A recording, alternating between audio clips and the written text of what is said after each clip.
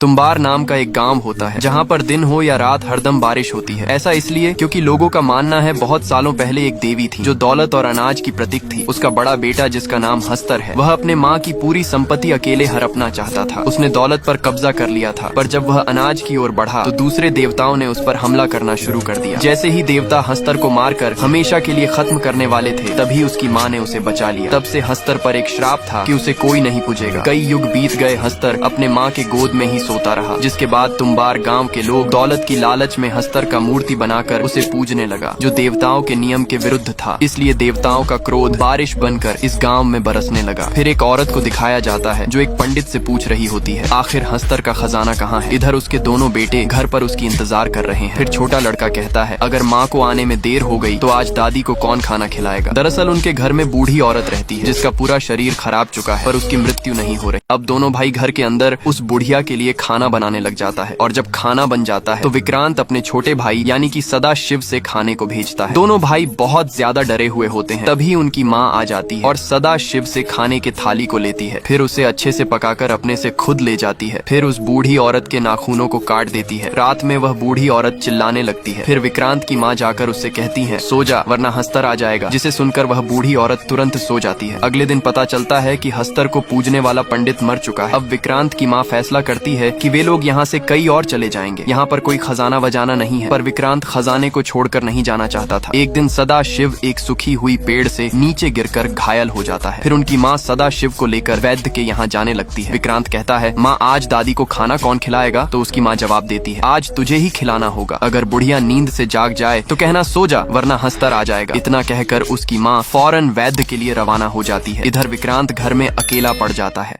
वह दादी के लिए खाना बनाने की तैयारी करने लगता है। तभी दादी जाग जाती है और गुणगुणाकर गाना गाने लगती है, जिसे सुनकर विक्रांत की हालत खराब हो जाता है। फिर विक्रांत को खजाने की लालच देकर दादी अपने पास बुला लेती है। विक्रांत कहता है, बताओ खजाना कहाँ है। लेकिन उसकी दादी कहती है, पहले खाना लेकर आ, नहीं तो मैं तुझे ही खा जाऊंगी। अब विक्रांत बहुत घबरा जाता है और अपनी माँ की कही हुई बात याद करने लग जाता है, पर उसे ठीक से याद ही नहीं आता है। तभी उसकी दादी आकर उसके पैर पर एक जंजीर लगा देता है और फिर उसे खींचकर अपने साथ ले जाने लगती है। फिर जैसे ही उसकी दादी उसे मारने वाली थी, तभी विक्रांत कह देता है, सो जा वरना हस्तर आ जाएगा। इसे सुनते ही वह सो जाती है। इधर उसकी माँ रोते हुए घर वापस आ जाती है, क्योंकि सदा शिव की रास्ते में ही मौत हो चुकी है। अगले दिन सुबह ही वे दोनों तुम्बार गांव छोड़कर जाने लगते हैं, लेकिन विक्रांत वहां से नहीं जाना चाहता है और अपनी माँ से कहता है, अगर दादी को खाना नहीं देंगे तो वह जरूर बता देगी खजाना कहाँ पर है। पर उसकी माँ वापस जाने से सख्त मना कर देती है और विक्रांत से एक वादा करने को कहती है कि आज के बाद तू कभी इस तुम्बार गाँव में लौट कर नहीं आएगा। अब विक्रांत 15 साल बाद फिर से अपने गाँव तुम्बार आता है। वह खजाने की लालच में अपने माँ से किए हुए वादे को भी तोड़ देता है। फिर विक्रांत सीधा अपने पुराने घर पर जाता है, जो अभी एक खंडहर बन चुका है। चारों तरफ बस जंगल ही जंगल होता है। फिर विक्रांत उस कमरे में जाता है जहाँ पर उसकी दादी रहा करती थी। वह देखता है उस कमरे में बहुत सारे जड़ें उगी हुई होती। जिसके बाद विक्रांत अपने दादी को देखता है, जिसकी हालत बद से बदतर हो गई, लेकिन फिर भी उनकी सांसें चल रही होती है, जिसे देखकर विक्रांत बहुत खुश होता है, क्योंकि उसके दादी को खजाने के बारे में पता है। अब उसकी दादी एक समझौता करती है। वह विक्रांत को खजाना की जगह बताने के बदले में अपने आप को इस नर्क से मुक्त कराना चाहती है। अब विक्रांत को दादी की मदद से पता चल जाता है कि खजाना कहाँ पर है। दरअसल खजाना ठाकुर के हवेली में एक कुएं के अंदर होता है। विक्रांत खजाने की जगह तो जान चुका था, लेकिन दिक्कत ये थी वह एक बार में कुछ ही खजाने को कुएं से निकाल पाता था। पर ऐसा क्यों, उसे जानेंगे किसी और पार्ट में। समझौते के हिसाब से विक्रांत अपने दादी के कमरे को आग लगाकर जला देता है, जिससे उसकी दादी अब हमेशा के लिए मुक्त हो जाती है। फिर विक्रांत अपनी फटी हुई हाल पर ही घर वापस आता है और अब विक्रांत घर पहुंचकर अपने बीवी के साथ मजे करता है। फिर वह अपना हुलिया सुधार कर एक पंडित के घर जाता है, जिनसे विक्रांत ने ब्याज में कुछ पैसे ले रखे हैं। फिर विक्रांत पंडित को एक सुवर्ण मुद्रा दिखाता है। पंडित मुद्रा देखकर कहता है, कहाँ से मिली ये सुवर्ण मुद्रा। तो विक्रांत जवाब देता है, आपको इससे क्या खरीदना है या नहीं वो बोलो, ये मेरी पुश्तैनी चीज है। सुवर्ण मुद्रा के बदले पंडित विक्रांत को पैसे दे देता है। अब ऐसे ही विक्रांत तुम्बार जाकर खजाने को लाता है और उसे बेचकर अच्छे खासे पैसे कमाने लग जाता है। ये सब देखकर पंडित भी आश्चर्य में पड़ जाता है। विक्रांत कुछ ही दिनों में एक अमीर आदमी बन जाता है। इधर पंडित के मन में भी लालच जाग जाता है। फिर वह राज जानने के लिए विक्रांत के घर में जाता है। बहुत कोशिश करने के बावजूद भी पंडित कुछ पता नहीं कर पाता है और फिर जाते जाते विक्रांत से कहता है, तुम जो भी धंधा कर रहे हो मुझे भी उसमें शामिल कर लो। हालांकि विक्रांत उसे अपने काम के बारे में कुछ नहीं बताता है, जिसके बाद पंडित वहाँ से निराश होकर चला आता है। अब विक्रांत को एक बेटा होता है। उसकी जिंदगी मजे से कट रही होती है। वह एक राजा की तरह जीवन यापन करता है। पंडित विक्रांत पर नजर रखने के लिए एक लड़की को उसके घर में कम पर लगा देती है। फिर रात में लड़की विक्रांत को पैसे दिखाकर कहती है, अगर आप मुझे इससे ज्यादा पैसे देंगे तो मैं बता दूंगी कि ये पैसे कहाँ से आए हैं। अब विक्रांत कुछ पैसे लेकर ऊपर लड़की के पास जाता है। तभी लड़की उसे बताती है कि पंडित ने मुझे तुम पर हमेशा नजर रखने के लिए पैसे दिए हैं ताकि पंडित को तुम्हारी सारी खबर मिलती रहे। जिसे सुनकर विक्रांत ऊपर से नीचे तक पूरा हिल जाता है, लेकिन फिर भी विक्रांत ऐसा बर्ताव करता है जैसे कि उसे कुछ पता ही ना हो। पंडित विक्रांत के पीछे पीछे तुम्बार गांव के हवेली तक पहुंच जाता है। विक्रांत उसे बस छुप छुप कर देख रहा होता है। फिर विक्रांत जानबूझकर पंडित के सामने ही कुएं में उतरता है और कुछ देर बाद खजाना लेकर निकलता है। ये सब देखकर लालची पंडित भी बिना कुछ सोचे समझे कुएं में उतर जाता है। जब वह अंदर जाता है तो देखता है वहाँ की दीवारें भी सांस ले रहा होता है, जिसे देखकर पंडित का हालत खराब होने लगता है। फिर वह एक बर्तन को देखता है जो एक चिराग की तरह दिख रहा था। अब पंडित को लगता है शायद ये एक जिन का चिराग होगा जो विक्रांत को खजाना देता है, लेकिन उसके अंदर तो एक आटे से बना पुतला होता है। दरअसल विक्रांत ने पंडित को सबक सिखाने के लिए ऐसा करा होता है क्योंकि वहाँ पर स्वयं हस्तर रहता है जो सिर्फ आटे की पुतलियां ही खा सकता है। आटे की खुशबू पाकर हस्तर वहाँ आ जाता है और पंडित को काट लेता है। अब पंडित